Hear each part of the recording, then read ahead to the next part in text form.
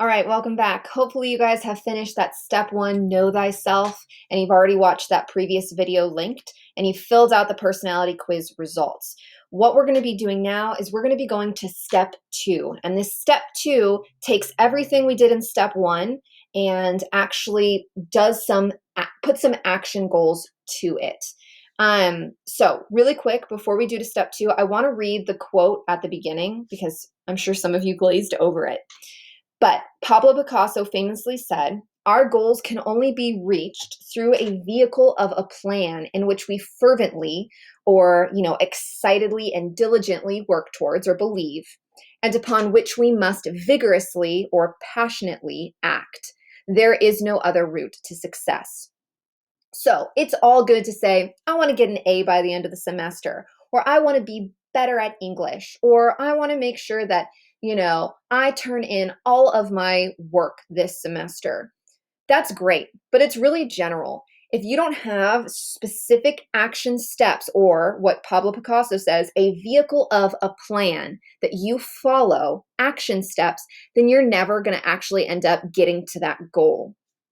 And so what we're going to be doing in step two is not only are we going to take all of those things that we now know about ourselves, and but we are going to take those things and then goal set.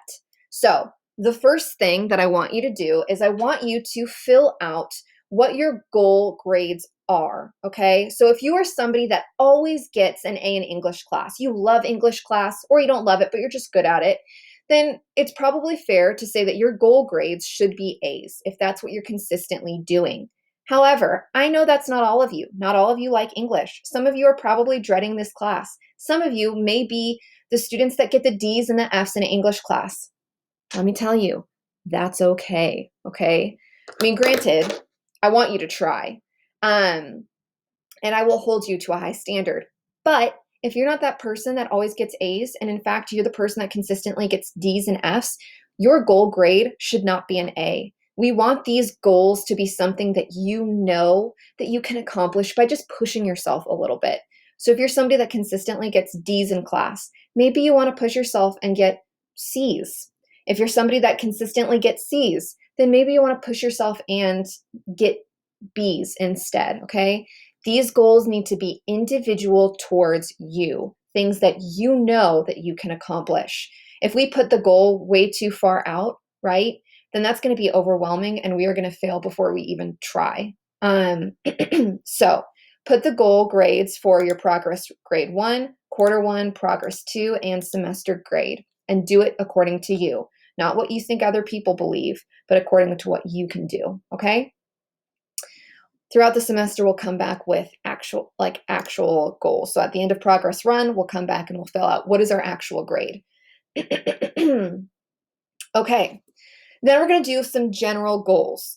So in August, right now, I want you to set 3 goals. What do you want to get better at? And those 3 goals are divided by English class. What is something that you want to get better at in English? For some of you, it might be analysis. For others, it might be just learning how to write a paragraph and doing it well, and having those, that structure memorized. For others, it might be, I want to make sure that I ask questions of my English teacher, right? I want you then to do an overall school goal, okay? And then finally, I want you to do a personal goal. What is a personal goal that you have just for this semester from August to December? Obviously, we're not in December, so please don't touch this column. And let's just say English class. My goal is I want to get an A for the first time in English. Great. Okay, love it. That's still super vague, and that's okay. I want your August goals to be a little bit more vague. But this is where the SMART goal process comes in. With each of your goals, right? So if your English class is, I'll put English goal, get an A, you need to break it down into actionable steps. It's great to say I want to get an A, but how the heck are you going to do that?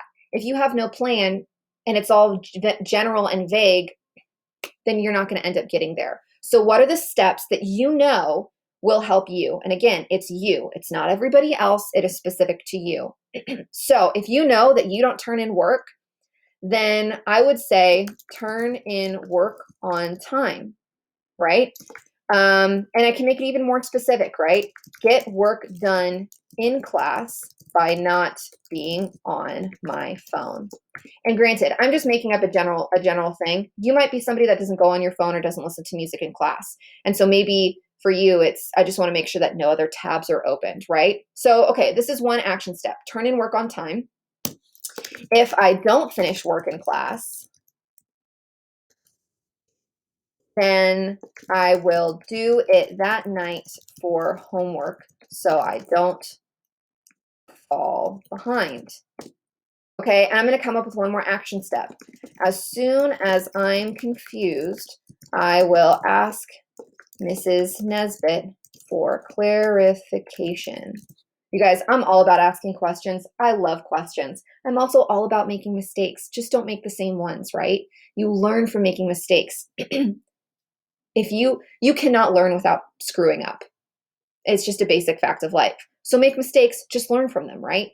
So with each of these 3 goals, your English class goal, your overall school goal, and your personal goal, you need to do 3 specific action steps that will help you get and actually reach to that goal, okay? And then once you're done with that, you're done with the assignment for the day. Good luck. I'm looking forward to seeing what you guys come up with.